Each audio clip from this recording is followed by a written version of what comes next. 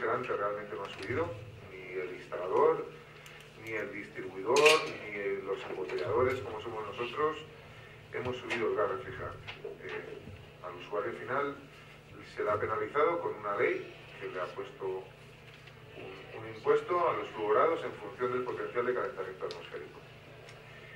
Es una tasa importantísima en función del precio del producto. Yo creo que en España nunca se había dado un tipo de impuesto en estos tantos por ciento, que al ser tan elevada lo han hecho en un escalonado de 3 años. A partir del 1 de enero de este año, del 2014, se empezó a aplicar el 33% de la tasa impositiva indicada, que en gases como el 404A, que es uno de los gases más comunes que han sustituido el R22, ya tiene 25 euros kilo este año. Y que si lo dejamos y si consigue llegar el gobierno, porque estamos luchando en contra, evidentemente, pero si al final se salen con la suya, acabará en 75 euros kilo. Dejar claro, porque me lo ha pedido Tafrisa y porque es lógico, sé que sois la mayoría de usuarios finales, que no os hemos subido el gas, que nosotros no ganamos nada y que además tenemos que recaudar esta tasa muchas veces adelantando al gobierno el dinero. Es un dinero para nosotros absolutamente perdido, que nos quita la línea de crédito de muchas empresas, o sea, que a nosotros es un hándicap tremendo, para vosotros más, porque además lo tenéis que pagar. Desde la Asociación de Frío, yo creo que es la única asociación que se está luchando contra esta ley. O sea, tanto gasistas como instaladores, esto nos afecta muchísimo y estamos intentando, la vamos a intentar derogar. Ha habido que darla 4 meses a todas las leyes aprobadas, esta ya es una ley en vigor, con su reglamento hay que darlas 4 meses mínimo. A partir de abril se han vuelto a retomar negociaciones para intentarla derogar, pero vamos, difícil está, no vamos a engañar. Hablamos un poco que es el usuario final quien finalmente va a pagar la tasa, que el impuesto, aparte de ser exagerado, forma parte de la base imponible de IVA, o sea, es impuesto sobre impuesto. Ese impuesto le añadimos por kilo a los kilos de gas que introduzcáis en una instalación y a mayores IVA. O sea, se han metido un 200, un 300, un 500% sobre el precio del producto, más IVA. Y bueno, será el usuario final quien pueda solicitar la devolución. Es verdad que ha habido una serie de excepciones, como una instalación nueva. Cuando haces una instalación nueva no está sujeta al impuesto. En principio, el potencial de calentamiento atmosférico de los gases es cuando van a la atmósfera. Entonces, a una instalación nueva, si tú el gas le sacas de una botella y lo introduces en una instalación, ese gas no ha contaminado ni mucho ni poco, no ha contaminado nada, por lo tanto, porque no pudieron aplicar. Entonces hay una serie de exenciones, los instaladores están sobradamente informados de estas exenciones y a través de ver cómo se van a conseguir no pagar o que devuelvan la tasa. La forma de cobrar la tasa, como os decía, es normalmente a través del instalador, y en otros casos, cuando el instalador nos saca un código que han pedido una tarjeta CAF, etcétera, pues es a través del distribuidor, que seríamos nosotros en este caso. Y a mayores, la semana pasada ya definitivamente estaba súper avanzado este tema, no es ninguna sorpresa. La semana pasada se ha aprobado una F-gas europea, lo cual nos hunde todavía un poco más a los gasistas, porque, a ver, en principio la F-gas europea, la normativa, tiene un poquito más de lógica que este impuesto que se ha sacado simplemente recaudatorio que han sacado en España. La F-gas, en principio, lo que hace es prohibir los gases con mayor PCA, potencial de calentamiento. Supongo que a lo largo de las diapositivas veréis PCA o GWP, es lo mismo, las siglas en inglés. En la F-gas pues aparecerá más como GWP, es lo mismo, el potencial de calentamiento atmosférico. Como decía, la F-gas es un poquito más lógica, lo que hacen es prohibir productos con un mayor potencial de calentamiento, por lo tanto algo sí que consiguen, que esos productos no trabajen, y luego por otro lado han hecho un sistema de cupos con los fabricantes, dándoles una cantidad de toneladas de CO2 disponibles. Cada kilo de refrigerante se considera pues, una serie de toneladas de CO2 emitidas, Entonces, el problema que tenemos es que si esto se lleva y el gobierno español no rectifica en la recaudación de la tasa, vamos a tener una doble imposición. Porque lo que van a hacer, la única medida que van a tener los fabricantes para reducir las emisiones de CO2 es subir el precio de los productos con más PCA para que la gente opte por comprar productos con menos contaminantes, de menos calentamiento atmosférico. La F-Gas, como digo, se ha aprobado ya definitivamente, entra a partir de enero del 2015. Esta no va a llevar un tipo de... En 2015 no vamos a notarla, pero hay que estar muy atento. En función de esta charla, lo que hemos querido, he hablado con Rufino, pues lo que hemos querido es dar al final un poco unas soluciones o de poderos enfocar el futuro de vuestras instalaciones. No va a ser siempre 100% con los instaladores, con quien más os va a poder enfocar cómo va la instalación, pero yo os voy a hacer una serie de recomendaciones de las mejores opciones que hay en función de la legalidad. Bueno, este anexo, que no hay que aprendérsele, pues como veis, la F-Gas sí que hace una serie de prohibiciones en función de año y tipo de instalación. Lo que quiere es hacer una disminución de la emisión de CO2 por gases fluorados, el equivalente por gases fluorados, a lo largo de hasta el 2020 y el 2030 de una forma escalonada. Va a ser más a través del fabricante, dándole simplemente unos cupos. Como ellos no pueden vender más, el fabricante en principio lo que va a hacer es potenciar los productos que menos PCA tienen para poder vender más toneladas al año. ¿Vale? Y vamos a los criterios para la selección de una instalación de fluorado, o bien para el retrofit quiere decir el cambio de una instalación ya existente a un producto que podamos considerar que está más en norma con la actualidad. Tenemos que tener, como veis, en cuenta muchos factores, evidentemente la capacidad, si la instalación que montamos no tiene la capacidad suficiente para conseguir el frío que necesitamos, pues mal vamos. Y luego, en función del refrigerante, pues tenemos que tener la eficiencia energética, por supuesto, porque es algo que sí que quería comentar hoy. Como usuarios finales en el tema del frío, el frío es muy caro, lo sabéis todos, y si es una recomendación personal es que cuando hagáis una instalación de frío, que también sé que no es algo barato, no tiréis a minimizar gastos en la instalación, porque lo vais a penalizar a lo largo de los 15 o 20 años que pueda tener esa instalación. Frío sabéis que paga energéticamente, en cualquier sistema de frío se paga unas cantidades muy grandes de energía. La energía ha subido muchísimo en precio, por lo que un sistema como el que pueda presentar Peco, el Pecoflot, una buena condensación, al final es algo que lo vais a recuperar en 2-3 años. En 2-3 años está demostrado, y os lo damos todos, una buena elección de refrigerante o un buen sistema de frío, vais a recuperar la inversión en 2-3 años cuando estamos hablando de instalaciones de 15 y más años. Entonces, no entréis en un mercadeo de intentar bajar, porque este me ha dicho, porque nadie regala nada, todo el mundo vamos con unos márgenes muy pequeños. Si alguien te ofrece un sistema como el que te pueda ofrecer Tafrisa, que es el que nos ha traído de aquí, por 5.000 euros menos, es porque algo está reduciendo. Porque probablemente ese margen de beneficio no lo tenga Tafrisa. O sea, que todo el mundo estamos intentando sacar. Mirarlo mucho, porque el frío y la energía ha subido muchísimo, el frío es caro, y el buscar una solución idónea para vuestra instalación, ya os digo, en cuanto a la inversión inicial en frío en 3 años la tenéis recuperada. Los otros 12 sería ganar dinero. Bueno, tendremos que ver también el retorno del aceite, porque no todos los gases van con el aceite. Si a alguien le queda todavía instalaciones de R22, que es probable, el R22 era muy buen refrigerante que trabajaba con aceite mineral. Ahora todas las mezclas que hay, todos los refrigerantes nuevos trabajan con poliéster. Entonces, si se hace un retrofit y la instalación todavía está válida, no solo es cambiar el gas, hay que hacer una limpieza, meter un aceite nuevo, hay que aprovechar para cambiar juntas, en algunos casos timbrados, porque los gases actuales trabajan con más presiones que los viejos. Pero bueno, hay instalaciones que todavía se pueden hacer retrofit. Evidentemente el caudal, y como veis abajo, el GWP. Antes, y vamos a ser todos sinceros, la parte medioambiental no nos ha importado a ninguno. A la hora de una elección no lo hemos mirado nadie. hombre, a todos nos afecta el medio ambiente, que todos vivimos aquí, pero que no se miraba. Ahora mismo ya no es una cuestión de conciencia medioambiental, es una cuestión de legislación. Por lo tanto, también a la hora de hacer nuestra elección en la instalación, yo lo que voy a enfocar a partir de aquí es buscar una elección que tenga salidas de futuro.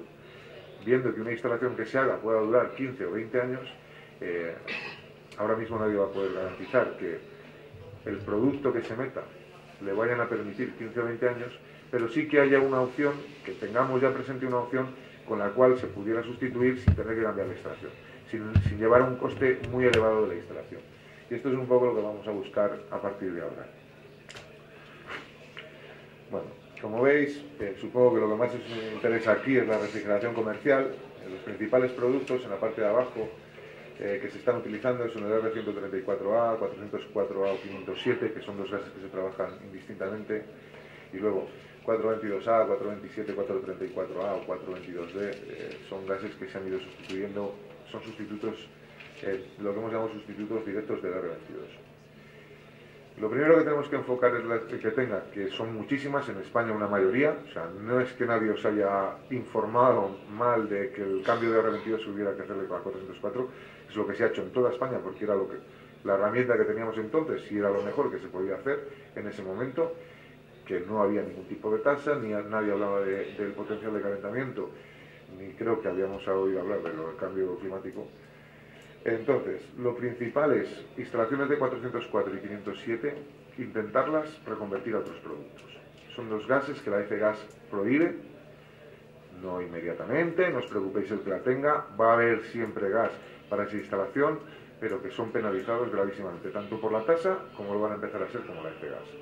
Entonces, mi propuesta al que tenga una instalación válida con estos dos productos es que aproveche las fugas, o bien si tiene varias instalaciones, que aproveche sacarlo, e irlo cambiando progresivamente a productos como el 407F, 407A, 407F y 442A son tres productos que están un poco indicados a sustituir al 404 y al 507.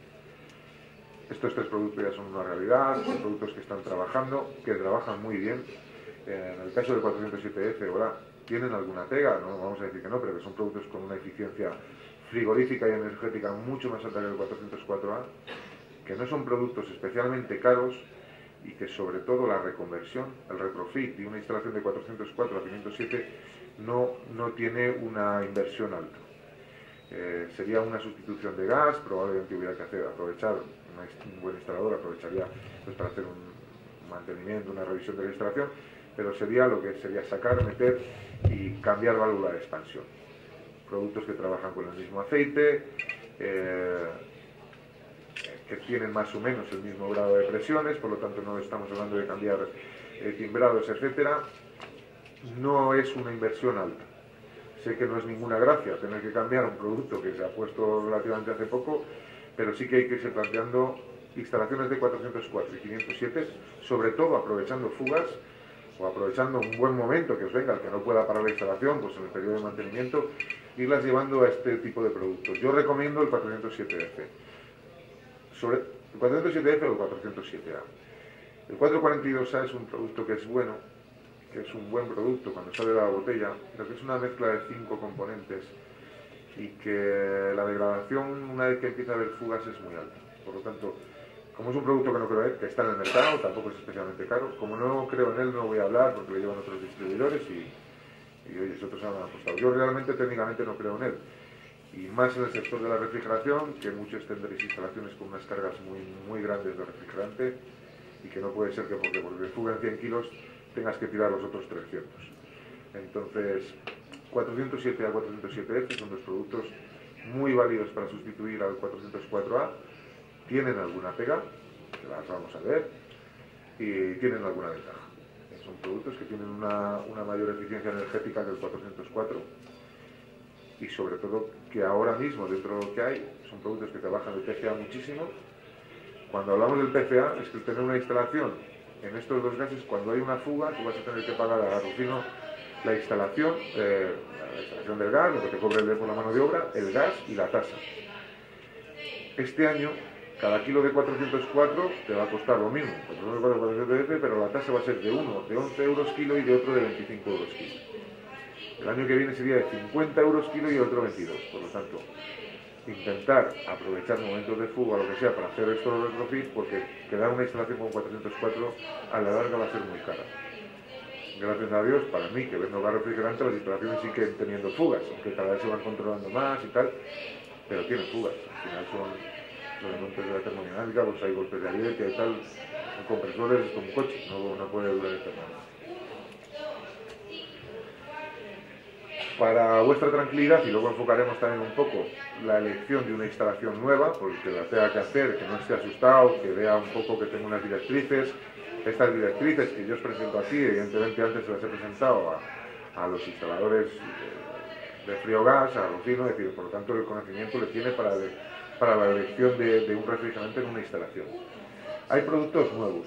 El N40, de estos que están aquí, el N40 sería el sustituto de 404 y 507, ya con un GWP bastante más bajo.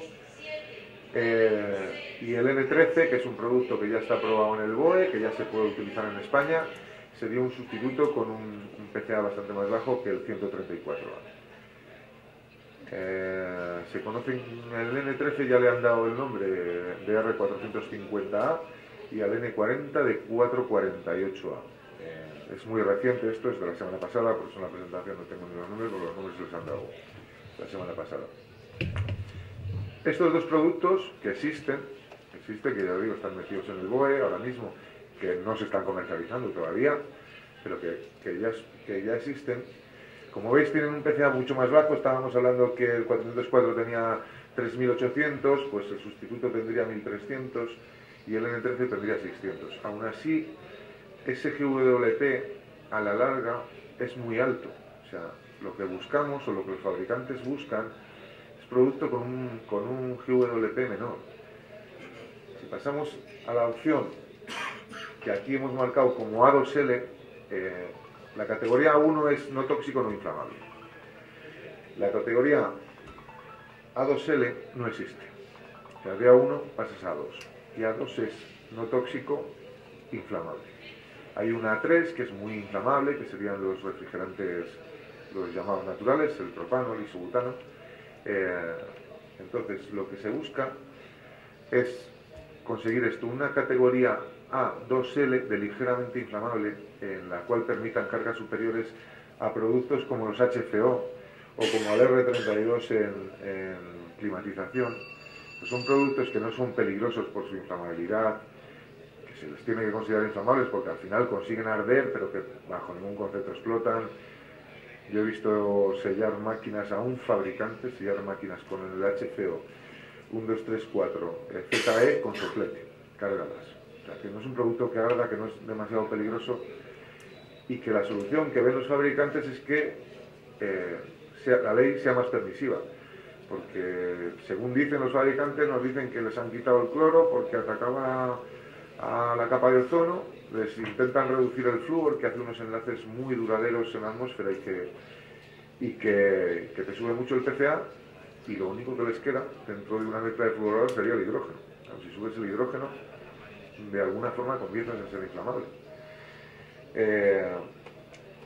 Yo sí que tengo la confianza de que al final tengan que aprobar esa categoría, permitir cargas más grandes, porque la solución a muchas instalaciones medias y pequeñas, como luego veremos, hay una tendencia en el CO2, que también la vamos a ver hoy, pero a instalaciones medias y pequeñas no pasa por el CO2, es una inversión bastante alta, son unas instalaciones que ahora mismo son más complejas y que esto no es nuevo, que al CO2 se le ha dado ya muchas vueltas porque es un refrigerante que empezó en el 1920, que ahora vuelve a resurgir, muy cogido con pinzas, con una inversión muy alta, que habrá gente que sí que le vale, que lo vamos a ver, que es una instalación de un cierto tamaño, no vale para tener una camarita pequeña, ¿no? Nadie va a montar una instalación de CO2 para un pequeño secadero, para una camarita pequeña, igual para un gran secadero, se podría contemplar, pero no para todo. Entonces, el CO2 sería una tendencia. El amoníaco, volver al amoníaco sería otra, pero el amoníaco tampoco tiene vigencia en todos los lados. No se puede meter en un supermercado que esté debajo de un edificio habitado, etc. Entonces, la tendencia al final de las instalaciones medianas y pequeñas de enfluorado es el HCO. Y los HCO son ligeramente inflamables. Pero como veis, aquí en reducción a 134 tenemos el 1234YF y el ZE, que ahí les ponen con un PCA de 4 y de 6. Esto es en función del CO2, o sea, una emisión de CO2 sería el 1.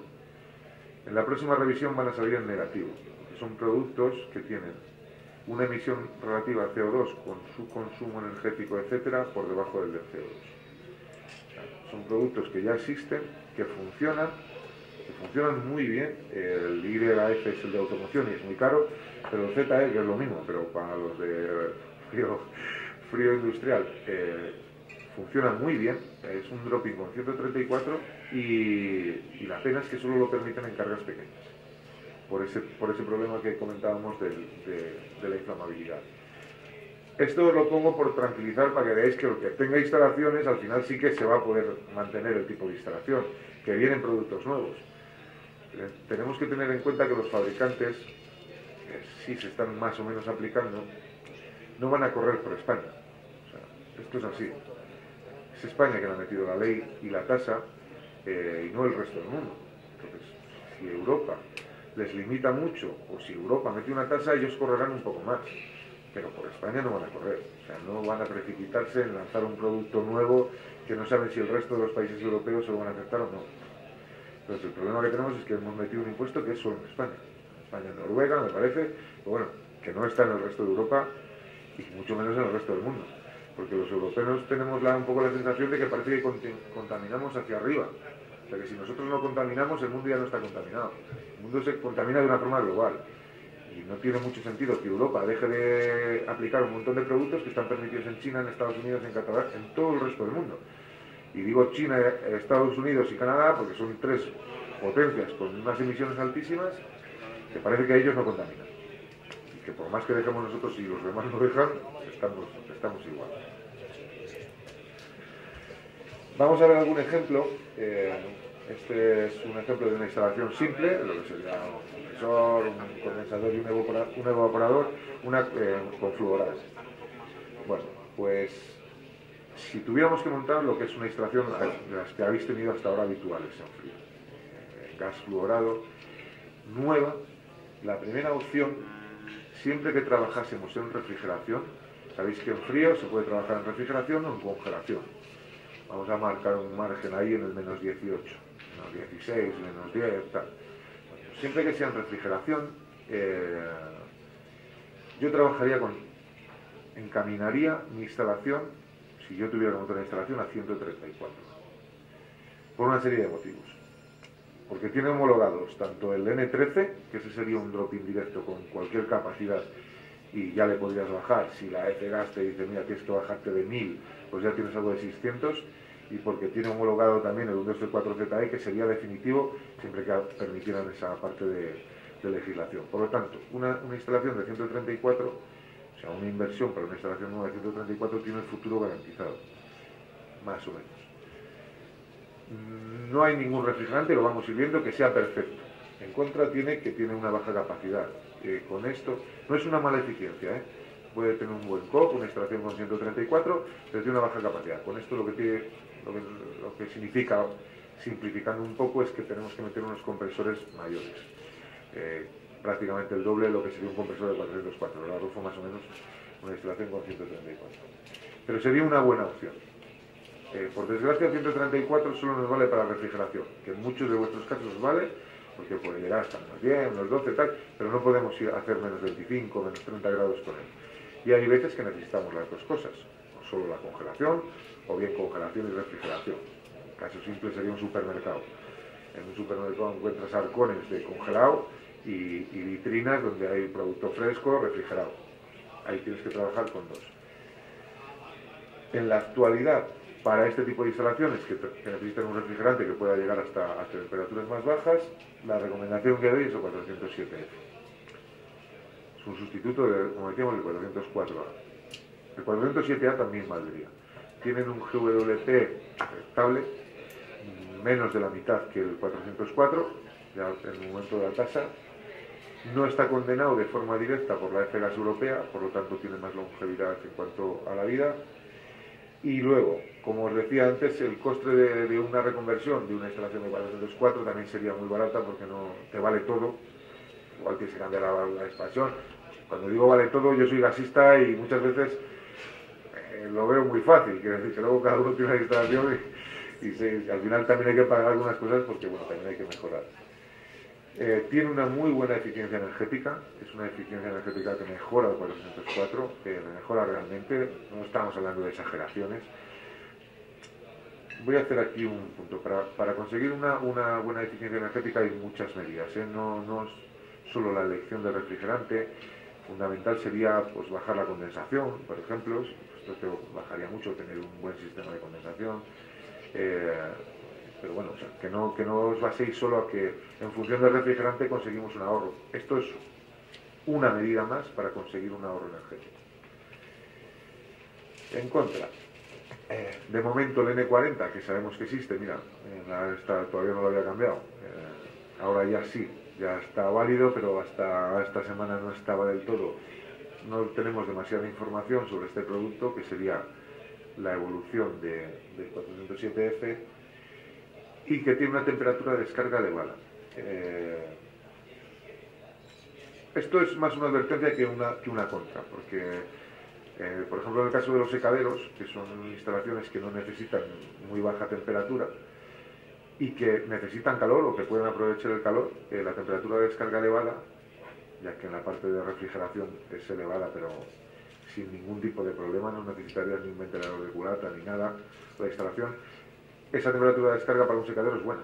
De hecho, el 407F es muy bueno, es decir, porque aprovechas esos poquitos grados de más que te da que el 404 o lo puedes aprovechar, utilizar ese calor que sería residual. Cuando hago esta mención es porque si trabajamos a muy baja temperatura, dentro de un refrigerante fluorado convencional, menos 35, vamos a poner, menos 35, menos 36, ahí sí tenemos unos rangos de temperatura de descarga altos, lo suficientemente altos como para que tengamos que plantear dar alguna solución, bien ventilador de culata o bien un inyector de líquido. No es una inversión demasiado grande, pero quería mencionarlo para que no le pase a Rufus ni a ningún instalador que lo vea, joder, me dijo que solo tenía que cambiar el gas y la válvula de expansión. Si trabajáis en muy baja, pues igual hay que añadir un enfriador de aceite mayor o un inyector de líquido. No es tremendamente costoso, pero para que no sea luego una sorpresa y que me tenga que llamar la atención Rufo de lo que conté aquí, lo digo. Bueno, CO2. Os voy a contar un poco del CO2, que supongo que todos estáis oyendo hablar mucho, porque le están intentando empujar y meter hasta con cazadores. Y bueno, el CO2 es un buen refrigerante en función de qué rangos. Yo, como vendo fluorados, pues tampoco le voy a poner por las nubes, pero bueno, es una opción, es una buena opción en algunos casos. CO2 es un refrigerante como tal que su rango de temperatura idóneo sería la muy baja temperatura. O sea, el CO2 se encuentra más cómodo desde menos 35 hacia abajo, hacia menos grados todavía, que de menos 35 hacia arriba. Entonces, básicamente, sé que la mayoría sois usuarios finales y no quiero calentaros mucho la cabeza con algo demasiado técnico. Simplificando un poco, hay dos sistemas. El sistema de CO2 en transcrítico, está empezando a patentar los Carrier, lo hacen algunas instaladoras, y el más común, que es el CO2 en subcrítico, en cascada con otros refrigerantes. Yo he puesto 134 porque vendo 134, pero se podría hacer con amoníaco o cualquier otro refrigerante. Lo que quiere decir es que trabajas en una cascada en la que el 134 te daría la parte más de refrigeración y el CO2 la parte más negativa de la instalación. Creo que es mejor sistema este que el de transcrítico. El CO2 por sí ya tiene unas presiones bastante más elevadas que los fluorados, y con este sistema pues las puedes moderar mucho. Sin embargo, en transcrítico estamos hablando de presiones de 100 bares, que entrar en la sala de máquinas cuando un manómetro marca 100 bares, entras con la espalda tiesa como diciendo, como de aquí salga cualquier cosa, me entra por un lado y me sale por otro. Me parece mucha presión, pero bueno, supongo que ya tendrán también sus medidas de seguridad. Evidentemente, el hablar de 100 bares hablamos también de unos costes más elevados de la instalación porque necesita unas medidas de seguridad mayores, porque el tubo tiene que ser de otro calibre, etcétera. Y siempre una instalación de CO2 estamos hablando de media grande, en mi opinión, porque sí que es una inversión elevada.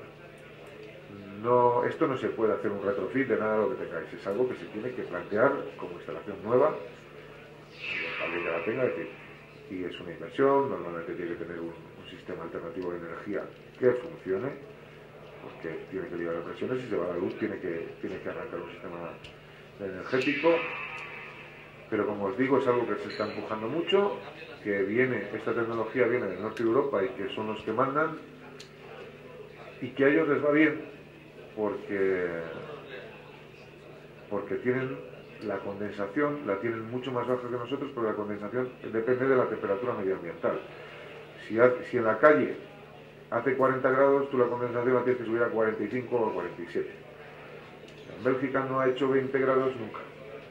Nunca. Un día al año hace 20 grados. En Noruega, igual hace 50 años hizo un día.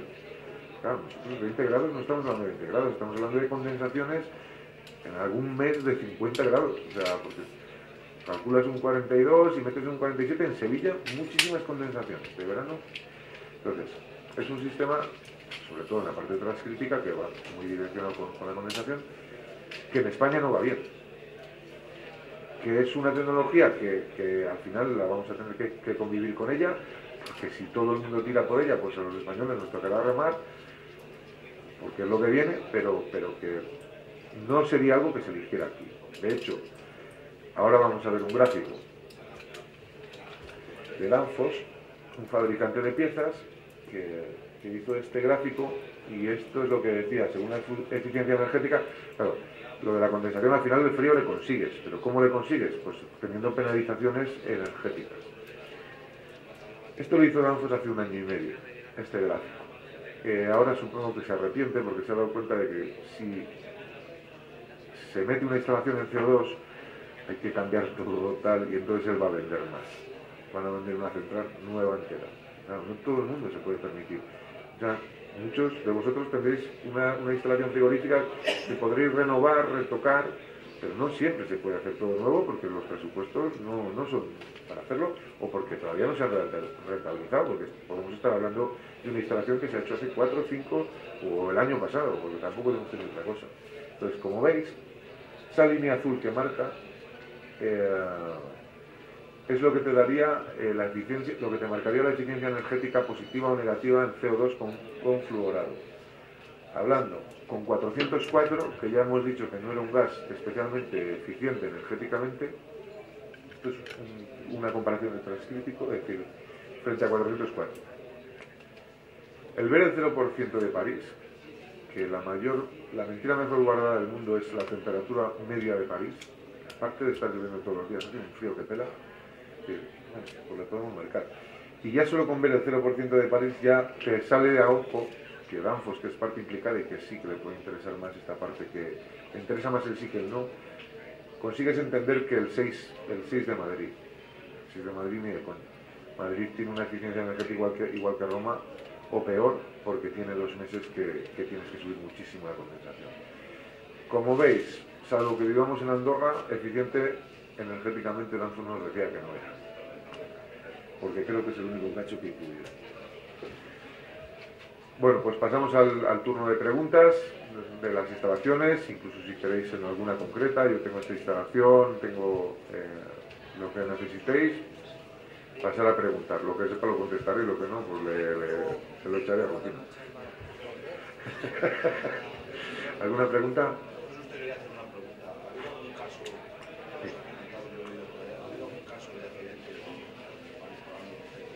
Sí, a ver. Con CO2, en principio, a mí me consta de un accidente en cuanto a un técnico. El problema del CO2 le tenéis mucho los instaladores porque, claro, el de Alcampo que te diseña la instalación de CO2 está en un despacho. Al final el que entra es tu técnico, si lo llevas tú, o el técnico de Cofrico, o el que lleva el mantenimiento. Pero sobre todo, en algún supermercado y tal, por los escapes, por la presión que coge el CO2, entonces tienen un sistema de escapes que antes era por petardeo, o sea, se abren las tapas y tira todo. Pero llega un momento que esto, las presiones están muy al límite y que tienen que soltar. Y ha habido desalojos de supermercados porque es muy escandaloso. Luego pusieron un sistema de silbido que, pero por lo visto parece que es lo del bombardeo de la Guerra Mundial. Y ha habido varios. Yo conozco un caso de supermercados Asda, que es una multinacional europea en Francia, y otra de las grandes europeas. Es que iba a decir Carrefour, pero no estoy seguro de ser Carrefour en Londres. Dos casos concretos en Europa con el CO2. Si sé de una pieza por presión que de un accidente tal, una concreto, o sea, no es mucho, sí que las medidas de seguridad. También hay que tener en cuenta por daños que le mató al técnico, es decir, solo una. También hay que tener en cuenta que las instalaciones son muy nuevas, lo que se está metiendo ahora en CO2, y que se están haciendo bien. O sea, también os digo, como usuarios finales, que si entráis en la elección de una instalación de CO2, lo del mercadeo entre tres instaladoras a ver quién nos baja el precio, ahí no podéis entrar. Porque esas instalaciones tienen que llevar las medidas de seguridad todas. No podemos empezar a bajar, yo me bajo aquí 2.000, yo me bajo aquí 3.000, porque así no vamos bien con el CO2 sobre todo, porque necesita las medidas de seguridad que requieran, cada componente en cada tal. Hasta ahora, pues bueno, en una instalación de fluorado, pues el meter peores componentes te puede dar una peor eficiencia energética, puede que te dé al final un golpe de aire que te provoque una fuga o tal. En esto ya estamos hablando de otro sistema. Pero vamos, hasta ahora lo que hay en CO2 es bastante nuevo y de momento es seguro, no, las presiones tampoco no tienen por qué asustar. ¿Alguna pregunta más? Sí.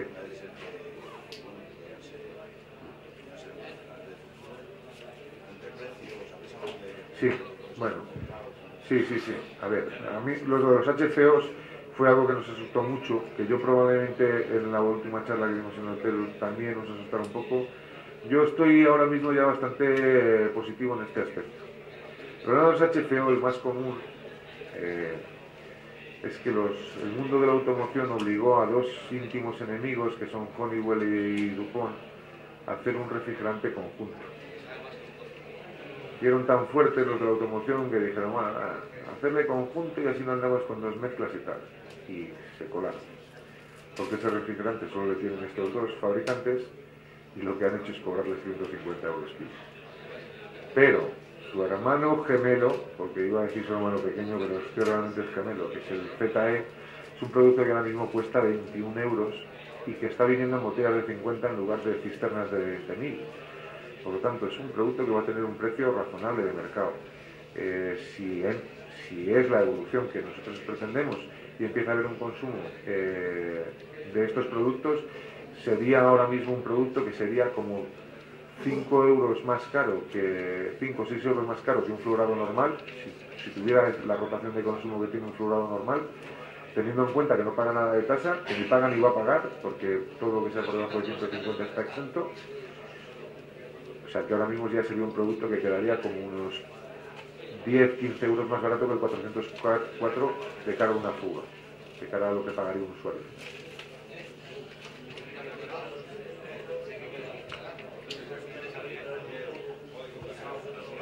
Tienes, a ver, no, claro, si tienes 404, a ver, todo el mundo tiene 404, esto es así, ni hay que alertarse ni nada, todo el mundo, es el producto que más hay, el 80%.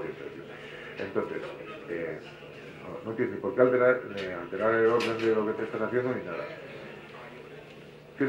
Tienes que tener en cuenta que la instalación, si es una instalación que empieza a dar fugas, a ti te va a penalizar. Porque cada vez que esta frisa te introduzca 20 kilos, van a ser 20 kilos más tasa y tal. Entonces, lo que sí que puedes tener hablado con tu instalador de confianza es decir, oye, mira, vamos a hacer esto. El día que venga una fuga un poco importante, aprovechamos y hacemos una reconversión de esta instalación. La reconversión, como te digo, no va a llevar un montón de piezas, ni va a llevar nada concreto, es cambio de gas. Y lo que te garantiza es tener más años la instalación con un producto que quede en vigor, porque como hemos visto, el 404 a partir de 2020 estaba prohibido, con más años en vigor y que además cada vez que tengas una fuga te va a penalizar menos. Que el 404 le puedes dejar, porque el 404 va a tener, Sí. Yo, pues, las dos opciones son válidas, sí, las dos opciones son válidas, pero tienes que, sí, lo que te digo del N40, o si consiguieran permitir al L40 mucho mejor, tenéis que buscar un poco el equilibrio entre lo que pagarlo de una vez o irlo pagando poco a poco. Es decir, el problema del 404 es que sé que va a ser una tragedia cada vez que hay una fuga de 10 o 15 kilos, porque hay muchas instalaciones que fugan mucho. Claro, y claro, es un 40, no, es que en agroalimentaria una fuga de 50 kilos no es ningún escándalo, y en algunos casos pues de 200 o de 500 kilos, gracias a ello comemos algunos y ya veis que muy bien. que sí, pero tenéis que hacer la valoración un poco vosotros. Lo que sí os digo es que esa opción 407F o 407A es una opción que podéis hacer aprovechando una fuga. O sea, tenerlo hablado con el técnico, tal, y decir, un día me ha venido una fuga mal dada, me ha perdido el 50% de la instalación, y decir, mira, está aquí. Si tienes varias instalaciones, lo que hace, por ejemplo, supermercados, las cadenas de supermercados en España, que os pueda valer al que tenga más de una instalación, es a la primera fuga que tiene una instalación, saca todo, lo guarda en botellas de reutilización, se lo lleva a la otra para no tener que pagar tasa cuando vaya fugando, porque ese producto es suyo, y reconvierte a 407 a 407F la primera. Entonces, las fugas de la otra las va supliendo con el producto que ha sacado. Normalmente en una fuga no te fuga toda la carga del refrigerante. Si tenéis varias, si tenéis una, tenéis que buscar ese equilibrio de decir, ¿es lo suficientemente importante esta fuga? Pues depende de la instalación. Si es una instalación, que hay muchas instalaciones, no porque estén, hombre, el primer factor es porque estén bien o mal hechas, pero luego por la dificultad de la instalación, los metros de tubo, donde tengas que llevar el frío, etcétera, donde has podido meter la condensación, pues hay instalaciones que dan más fugas, que lo sabéis, que al final del año no hay un año que no haya metido 400 kilos o 300 kilos, pues esa hay que reconvertirla. Hay que reconvertirla ya no solo por estar en legalidad, sino porque lo haces de una vez y te lo ahorras de 20. Pues estamos hablando de 13 euros kilo cada vez que hay una fuga de diferencia. Que con el otro vas a pagar 11, sí, es que con este vas a pagar 25. Que hay 13 de diferencia este año. El año que viene, como se duplican los dos, la diferencia es 26. Y 26 euros kilo es mucho dinero. O sea, más que la carga del refrigerante o por ahí. Función de cómo se la carga. ¿Una pregunta más? Pues muy bien, creo que he visto por ahí a mi compañero Alberto Alberque, que va a dar otra parte de la charla. Compañero, no compañero mío de mi empresa.